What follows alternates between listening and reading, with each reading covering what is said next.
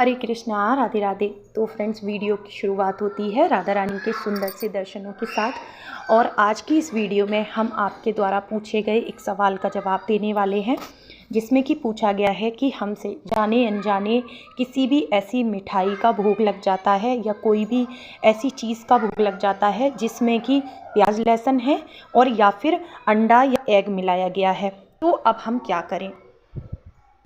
तो फ्रेंड्स, लड्डू गोपाल की सेवा हम सभी के घरों में होती है और 4 से 5 बार हम सभी लोग उन्हें भोग भी लगाते हैं। तो देखिए, लड्डू गोपाल को हम जो भी चीज़ों का भोग लगाएंगे, अच्छे से मालूम तो होना चाहिए ना हम क्या भोग लगा रहे हैं। अब मार्केट में तरह तरह की मिठाइयाँ आ गई हैं, हमें पता ही नहीं होता है कि वो मिठाइयाँ किस तरीके से तैयार की गई हैं। इसीलिए हमेशा कहा जाता है कि दूध से बनी मिठाई का भोग लगाएं, बेसन की बनी मिठाई का भोग लगाएं। ज़्यादातर तो हमें मिठाइयाँ घर पर ही बना लेनी चाहिए भोग प्रसाद के लिए, लेकिन अगर मार्केट से ला भी रहे हैं तो किसी अच्छी दुकान से जानी हुई, जहाँ पे आपको पता है कि यहाँ पे मिठाइयाँ बहुत अच्छे से बनाई जाती हैं, आप वहीं से लें, किसी भी अनजान जगह से ना लें। और रही बात भोजन की, तो देखिए, शुद्ध सात्विक भोजन का ही भोग लगता है। पैकेट बंद चीज़ों का भोग ठाकुर जी को नहीं लगाना चाहिए। मार्केट से जितनी भी तली भुनी चीज़ें आती हैं उनका भोग भी हमें नहीं लगाना चाहिए, क्योंकि न जाने उन्होंने किस तरह से वो चीज़ें तैयार की हैं, साफ़ सफाई का ध्यान उन्होंने रखा भी है या नहीं, किस ऑयल में वो चीज़ें बन के तैयार हुई हैं। देखिए, बहुत सारी चीज़ें हैं जो कि हमें ध्यान में रखनी चाहिए। और सबसे बड़ी बात, अगर आप ठाकुर जी का बर्थडे करते हैं ना, और केक अगर आप मार्केट से मंगाते हैं, तो ऐसी भी गलती आप ना करें। मार्केट के बने हुए केक की कोई गारंटी नहीं होती है कि वो फुल वेजिटेरियन है भी या नहीं, ठीक है।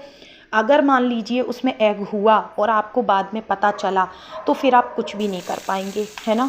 तो इसलिए भूल कर भी ये गलती ना करें। घर में ही आप हलवे से या फिर जो मिल्क केक होता है, खोए से आप घर में ही केक तैयार कर सकते हैं।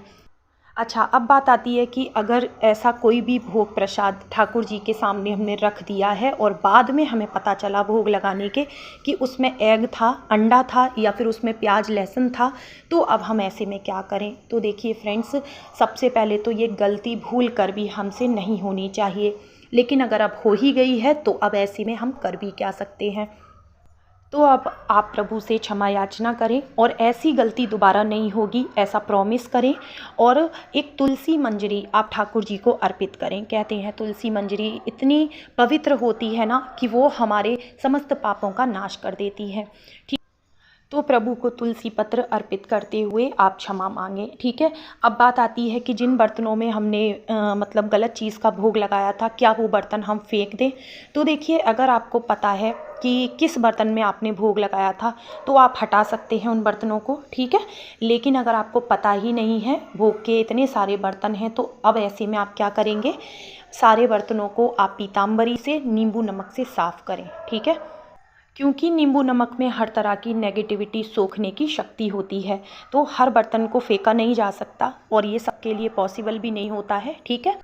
तो आप इस तरह से बर्तनों को साफ़ कर लें, शुद्ध कर लें। प्रभु हमारे बड़े ही भोले हैं। आप अगर 2 आंसू भी उनके सामने बहा देंगे ना कि प्रभु मुझसे गलती हुई, मुझे क्षमा कीजिए, वो आपको अवश्य क्षमा कर देंगे। तो बहुत सारे लोगों का प्रश्न था, इसलिए मैंने सोचा क्यों ना ठाकुर जी की हम भोग थाली तैयार कर रहे हैं, इसी में मैं आपके सवालों के जवाब भी दे दूं।